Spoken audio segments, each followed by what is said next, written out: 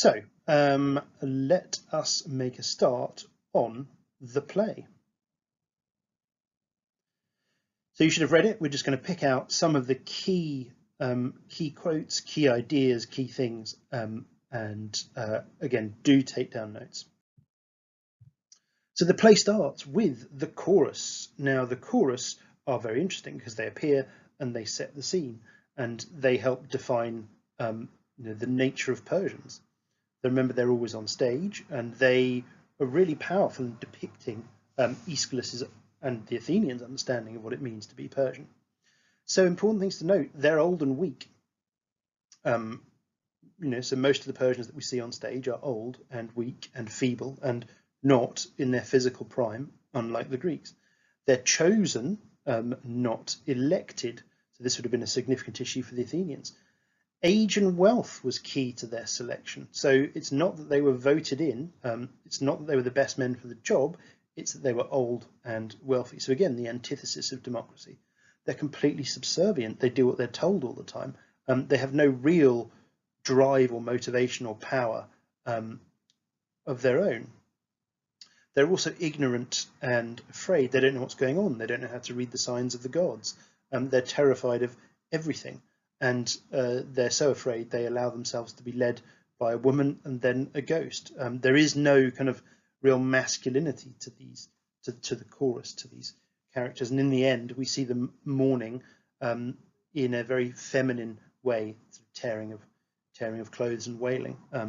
Obviously an Eastern way, but a very feminine way as far as the Greeks are concerned.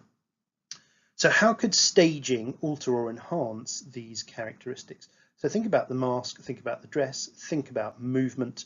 What could the chorus do that would really emphasize these characteristics and create a really powerful kind of visual reinforcement of what is going on?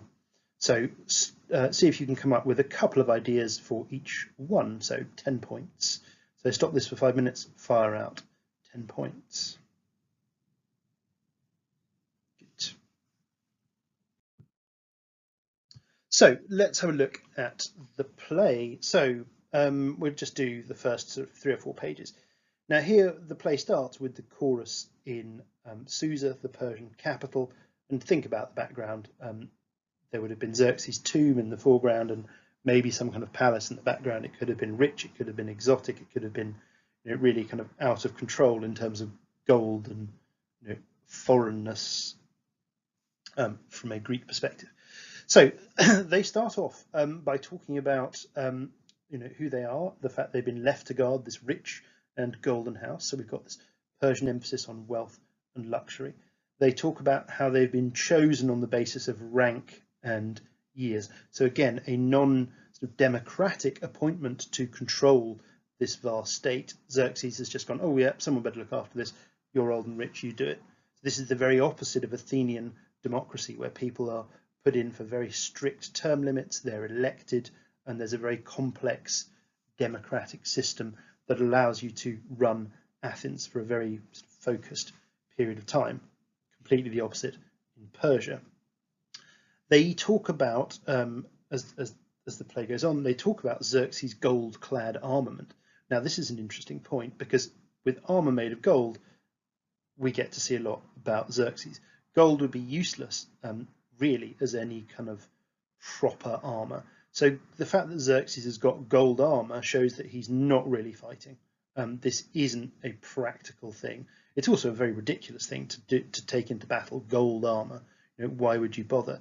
So we see that Xerxes is not standing in the front of the phalanx like a Greek general, Greek leader should.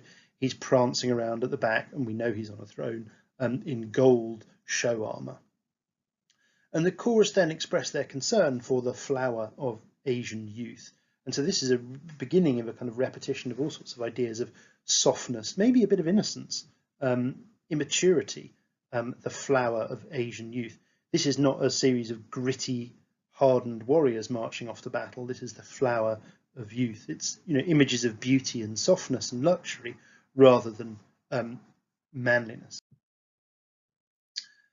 The chorus then go on to talk about why they're upset. They don't know where the army is. They're missing it. What's going on? They're nervous. And they describe the army's departure. They say the Persian force flowed westwards. Now this is important because this idea of the force as water is quite a powerful image. So you've got water, an uncountable mass that sort of pours around everything. It's very hard to contain, very hard to stop. This idea of the Persian force flowing and these references to the barbarian army as liquid, I think, are really powerful, very powerful imagery. The chorus then go on to name some individuals, and this would have had quite a significant impact because, first of all, they're really exotic, strange, un-Greek names. So you could do the same thing.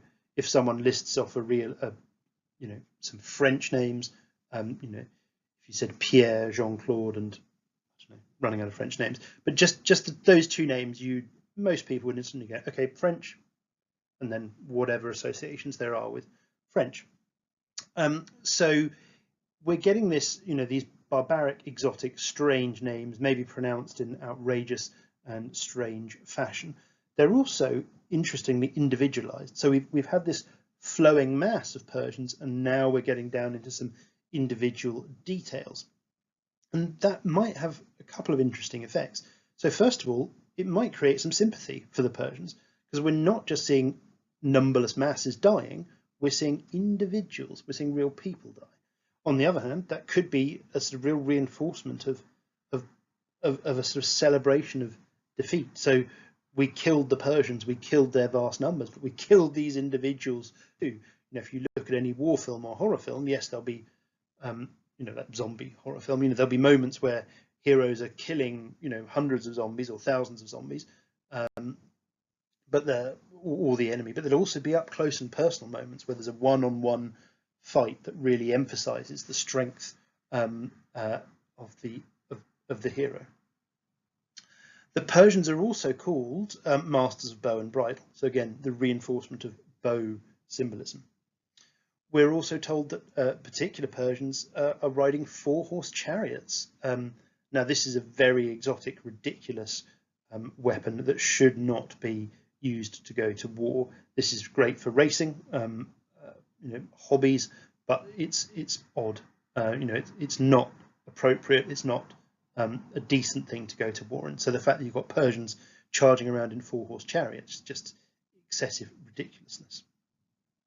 Then we see a different type of warrior, the numberless marsh dwellers. So we've got some Persians charging around in chariots, some numberless marsh dwellers are really quite primitive, exotic, and strange. And we're getting this sense of a huge army. The whole of Asia has been emptied and sent to Greece, which again reinforces the hubris of Xerxes.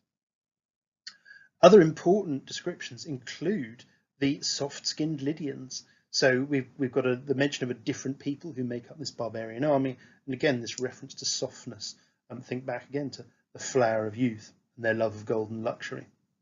Now they make it clear what their aims are, and motivations are important. So their aim is to cast down proud Hellas. They're marching to invade Greece to enslave the Greeks. That's one of their motivations. The other motivation is made clear later on, because they obey the king's dread word. So they do what they're told because they're afraid of Xerxes, unlike the Greeks who are motivated by freedom. So you've got this huge army from all sorts of different places, with soft skins, silly weaponry. They can barely communicate with each other. They're there to enslave Greece, but they themselves are slaves. They fear the king's dread word. And then we get a reference to numbers, 1,000,000 sabres. So this is an army of 1,000,000 men, and think about size and scale and all of the issues that conveys with hubris and organization and so on and so forth. When the chorus then start talking about Xerxes, they really highlight some of his essential characteristics. So he yoked the sea's neck. So remember the bridge at the Hellespont, and all of the issues that are associated with that. That is the ultimate in hubris. The sea is a channel, and he has enslaved a god. It just doesn't get more hubristic than that. And that goes with, and all of this is attached to all of the other analysis that we've done on Herodotus, and this scene You know, it's hubristic, it's ridiculous. You know, he's turning sea into land and then, you know, land into sea with the canal later on. So, you know, think all of the analysis that we did for that is applicable to this as well. The chorus then go on to describe this army as a myriad flock, and this is an interesting choice of words. You know, if you're describing a group of soldiers in a positive sense, you'd want them to be maybe a pack, like a pack of wolves. Yet they're described as a flock. You know, what animals flock? Well, birds and sheep. So probably others too. Any other flocks? Flock of goats? No, that's a herd. Flock of Siamese cats? No, they don't have the organisation for it. Anyway, again, interesting imagery and language. And then the chorus go on to reveal that they believe that Xerxes is himself the peer of gods. So he is equal to the gods. Well, this would have just shocked the Greeks. You know, what an absurd, ridiculous, and insane almost thing for the chorus to say. So continuity error, as I'm sure you can see, different background, etc. But anyway, that's the nature of the beast. So what I would like you to do now is have a look at this question. How effectively does Aeschylus characterize the Persian army in lines 1 to 75? And I've given you some headings to consider. So what I would like you to do, you can do a list, you can do some spider chart diagram things, if you like. So put size and origins down and then spider off a couple of quotes and some explanations of how these quotes characterize the army. So, for example, under size and origins, a great quote is "a million sabres." A million sabres here. So, what's the significance of a million sabres in terms of characterizing the Persian army? Well, it's large, and again, that probably leads us to this Persian idea that size is more important than skill and motivation. It also characterizes the army as a kind of hubristic project of Xerxes, because you don't need a million soldiers. That's too many. You can't feed them, you can't manage them. And as we saw in Herodotus and as we see in Aeschylus later on, the size of Xerxes' army and navy and everything actually starts to work against him. So it points to two key Persian ideas. Now the origins is another idea. Maybe that should be a separate box. But spiraling off that, you could have where they come from. So the importance of where they come from is creates a kind of powerful, almost global picture. So if you put these places on a map, you know, you've got the Egyptians in, you know, Egypt, unsurprisingly. You know, you've got sort of down, there, and then you've got the Persian. Oh God, sorry, it's reversed there. And basically, the sort of geographical locations create a nice kind of sort of surrounding loop. Oh my God, sorry, it's like looking in the mirror. So the different geographical locations from which the barbarian army comes from creates this kind of sense of the whole of Asia, almost the whole of the world. You know, both ancient, you know, Egypt, Babylon, Persia, and some of the newer places, all ganging up on the Greeks under Persian control. So that really emphasizes not just the size of the Persian army, but the scale. So go through and identify as many quotes as you can that would be relevant to these, spider diagram them, put them in a list, do whatever it is that you need to do. You should get at least 3, I would have thought, if not more. So this task should take 15 minutes, it could be more, but about that. So do it and do it well, because this depiction of the Persian army is a really, really important one. So, having done that, just a little bit more reading. So looking at some key quotes on page 125 to 127. And remember, this is the chorus really setting things up. So there's a few really important things here. Now, as the chorus are sort of musing on what might have happened to the army and Xerxes, they say, "What man can elude immortal guile?" So what we're seeing here is a sort of musing that maybe Xerxes has been destined by the gods for punishment, and this is a kind of key element of a tragic character. You know, they commit this great hubris. It's been fated, and now they're punished by the gods. There's no free will, there's no way of escaping it. The Persians then go on to give a little bit of very important backstory about Persia. So they say that the Persians were given permission by the gods to seek on land her fame. So the gods are not saying the Persians can't exist, but they're saying that the Persians need to stick to the Persian lands. That's where they have been, that's the land they've been naturally allocated by the gods. And Xerxes and Darius and other Persians have gone beyond their natural borders, gone beyond the natural world that the gods have assigned to them. And this in itself is a hubristic action that needs to be punished. The fact that they create a navy, so they've been told that you exist on land in the east, and they have created a navy in the sea and gone west. So again, the Persians are usurping, changing the natural order of things, and the course there describe it as trespassing on forbidden site. The chorus then go on to describe the army as a swarm of bees, and this is a great analogy for so many reasons. We get this, sense of size, this sense of scale, this kind of uncountable mass. Bees are this kind of swarm; they're not disciplined, ordered ranks, and also, perhaps ironically, if you like, bees are led by a queen. So this sort of metaphor of the bees actually works, or simile rather. I don't know which one is it, simile or metaphor.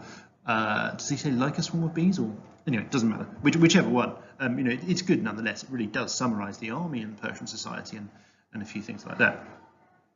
We then go on to get a sense of foreboding, if you like, and a sense of the softness and femininity of Persia, because we're then drawn to the Persian women and what they're doing. All the Persian men are away, and we know they're dead as an audience.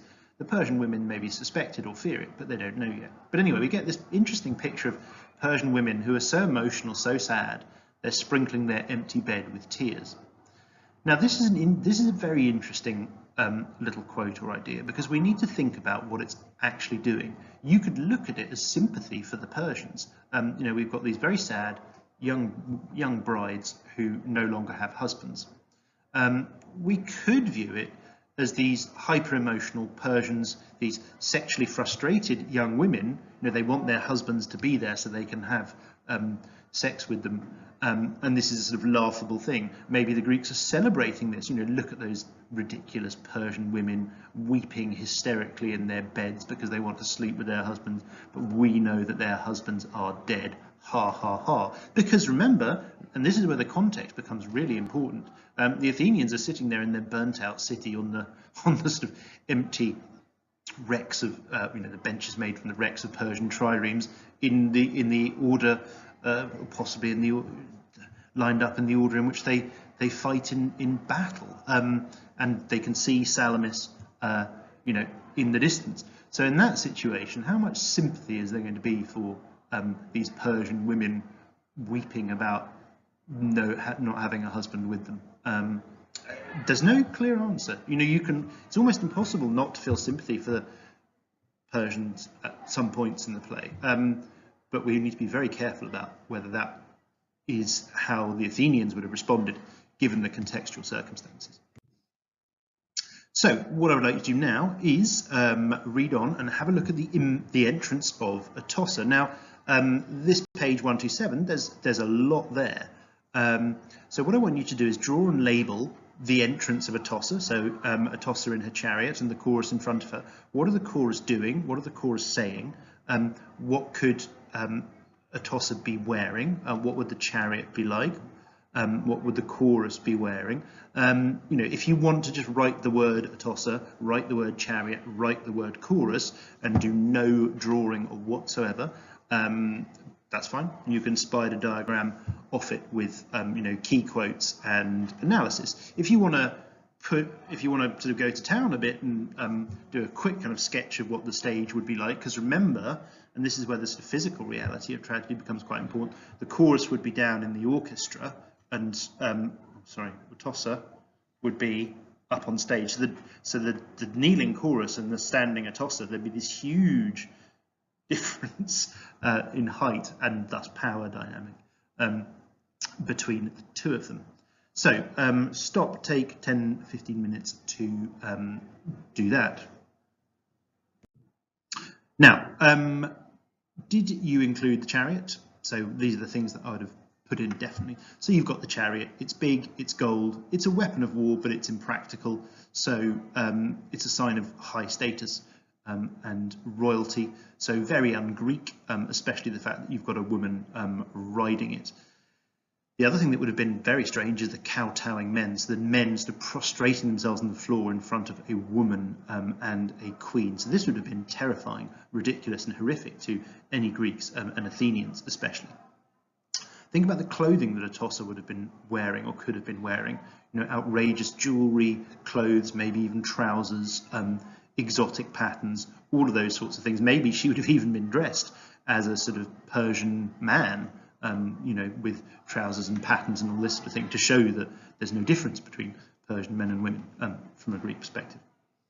It's also important to point out from their speech that the chorus can't function independently. They're supposed to be running Persia. They've been left behind in charge, but they can't cope without this domineering authority figure. So they have to turn to a woman, and later on they have to turn to a ghost, because they just cannot make decisions themselves. And this scene again really emphasises, you know, hierarchy and monarchy and the sort of the natural subservience of Persians, even the highest ranking men. It also emphasises the fact that Persia is empty of what you might consider to be, from a Greek perspective, real men. So last task should take you 12 minutes, or maybe 15. Answer this question: how effectively does Atossa's dream and her response to it characterise Persian society? So this is on page 128. So have a look at that speech of Atossa's. It takes up pretty much the whole page, and do a quick 10-mark question on it. So stop this, 15 minutes, off you go. Now what I'd like to do is have a go at self-marking and compare this to the exemplar provided. So go through all of these key skills. Have you done them? Highlight or underline on your answer where you have done them, and read the exemplar and compare. By all means, give yourself a mark, and give the exemplar a mark. It's definitely an A. Is it an A star? What do you think? Cool. Okay. Well, that is the end of that lesson. So I will catch up with you guys in the next lesson. Take care.